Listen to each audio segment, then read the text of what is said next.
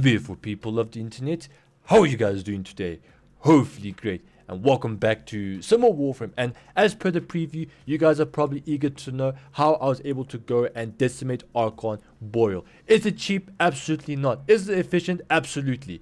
But before we continue with the video any further, ladies and gentlemen, if you guys would like to support me or the channel any further, remember to leave a like on the video, as this does help me up substantially. Spartan click the subscribe button for more Warframe videos and streams. And also, ladies and gentlemen, if you guys would like to go and play with me outside of YouTube or during any one of my live streams, or you generally just do want help, go and join the Discord server. There'll be a link down in the description. And of course, go and join if you're going to have some help or want to go and play with me. Without further ado, let's get this video on the road, shall we? So one thing I do want to suggest is you guys can either go into a solo or a public squad. When it comes to this loadout, it actually works phenomenal. However, I do recommend a public squad, as the Archon fights are something else. There's just too many annoying mechanics when it comes to too many tanky enemies. Even Chroma himself will definitely go and struggle. It is possible, but it is relatively hard and you have to be very patient.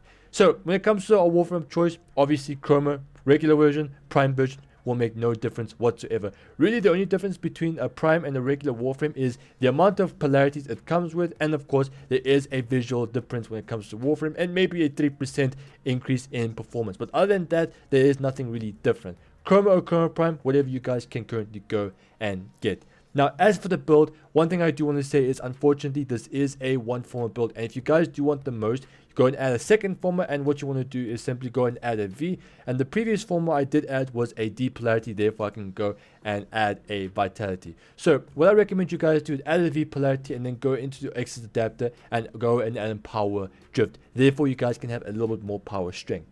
Now, as for the stats, here is what we're going to be focusing on. As you guys can tell, we are going to be prioritizing on power strength and duration.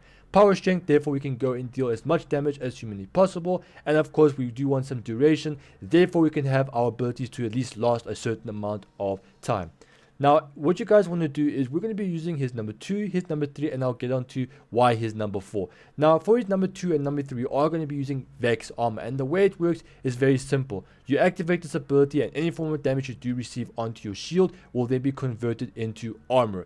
Any form of damage that has been hit onto your health will then be converted onto your, into damage output. So damage to your health will be damage to your weapons and your melee and all that good stuff. And of course, when it comes to elemental ward, now you guys actually go and have different types of chroma. You guys get yourself a a toxin, electric, cold, and of course heat. Now, the one chroma type that we do want to go and use is the one called electric, mainly because electricity or electric chroma does deal the most amount of damage. Now, feel free to go and pause the video if you guys want to go and read this, but as you guys can tell, electric can deal a 25.4% critical damage multiplier, whereas a cold one can only go and deal a 7.62% critical damage multiplier. Go with electric because you do want to go and have as much damage as humanly possible. And of course, we are going to be keeping his number 1 because it will allow us to go and, change between the types of elemental damage you want. As you guys can tell, depending on which elemental type you currently have, Chroma can go and do various things. And it's always a great thing to have access to this much utility. Now, as for his 4, usually his 4 would be the effigy dragon, which allows you to go and farm some credits. However, what we simply did is we went and replaced, Chroma's effigy with Oberon's smite ability. Now, the way its smite works, basically, without the augment, you can go and proc the enemies with radiation. But for this particular build, we then went and put smite infusion and used the augment, which gives us more radiation damage onto our weapons itself. Now, the amount of radiation you actually do receive does scale based off the amount of power strength you currently have. And yes, it does stack up with Vex armor and of course elemental ward. So keep that in mind. As for the build, here is what we're going to be rolling around with. So growing power and blind rage, and of course if we did have a second Forma to add, we would then go and add power drift. Remember, more power strength, more damage output. Remember, therefore we can go and have more damage on our smite, more damage on our Vex armor, and even more damage onto our elemental ward. So there is that. Next up is we do gonna go and use narrow minded. Therefore we do have a lot of duration, because remember, we want to make sure that these abilities do last up to a certain extent. Prime Flow, therefore we do have a much larger energy pool, and of course we are going to be using Adaptation, therefore we can then go and tank a lot of the shots in the Archon fights. Now one thing I do want to say is that when it comes to Archon fights, there's going to be a ton of enemies out there that are absolutely strong and can almost one-shot you. Even with Adaptation you can go and get one shot, but having Adaptation will make a huge difference. Therefore remember, when it comes to using Vex armor, we want to go and absorb as much damage as humanly possible when it comes to damage directly to our health, and Adaptation will simply go and help us out with that. Next up is we are going to be using a Vitality. Remember, it's going to make our life so much easier when it comes to maxing out our Vex armor. And last but not least, the most important mod is Preparation. Now the way that Preparation works is basically it gives you 64% maximum energy filled on spawn. This is a very powerful mod, mainly because when it comes to Archon Hunts, you are going to be having one major issue, and that is energy. Okay, these enemies are very tanky, they hit hard, and you're always going to be very reliant on your energy pools or your abilities. So by having Preparation, you're able to go and activate Vex armor pretty much immediately. So go and add Preparation, a very powerful mod. And if you guys don't have the rank 5 one, or if you guys don't have the maxed up version of Preparation, you'll then be able to, still have almost 90% of your energy filled with just a rank 6 one. So don't worry about maxing out, but of course, the more energy you do have at spawn, the better. And finally, moving on to our Arcanes department, we actually do have some interesting Arcanes out here. So we are going to be rolling around with Molt Vigor and of course Arcane Rage. So Molt Vigor will then give us even more % power strength, or 45 exactly, if we do go and cast your Operator. So what you guys want to do is simply go into your Operate form, activate its ability, then you'll activate Molt Vigor. Then you want to go and activate Growing Power. Therefore, instead of having 45% power strength, you'll have 45, 65, 70% extra. So when it comes to the Arcane Rage, on top of that, if you guys do have a headshot or just hit the enemy in the head, you'll then be having an extra 108% damage for your primary weapon. So let me repeat that. All you have to do is shoot the enemy in the head and you can go and proc this. And because we're going to be using the Veilbreaker Heck, which is a shotgun which has pellets, you'll easily be able to go and proc this, because one pellet, okay, so the Veilbreaker Heck deals multiple pellets in one single go. Therefore, you'll be able to go and proc Arcane Rage relatively easily. So there is that. Now, that basically concludes Chroma's build.